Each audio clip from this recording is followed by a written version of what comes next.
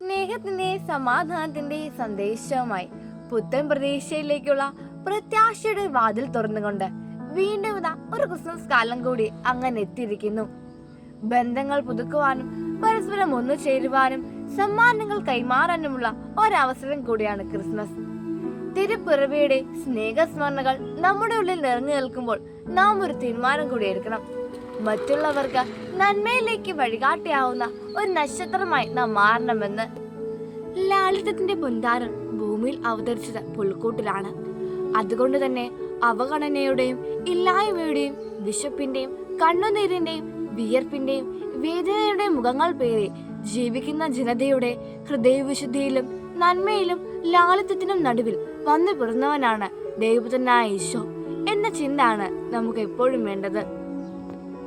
തിരുപ്പിറവിയുടെ സന്ദേശം ഉൾക്കൊണ്ട് സ്നേഹത്തിന്റെയും ലാളിത്യത്തിന്റെയും ചൈതന്യം ഉൾക്കൊണ്ട് നമുക്ക് ഈ ക്രിസ്മസ് ദിനങ്ങളെ വരവേക്കാം.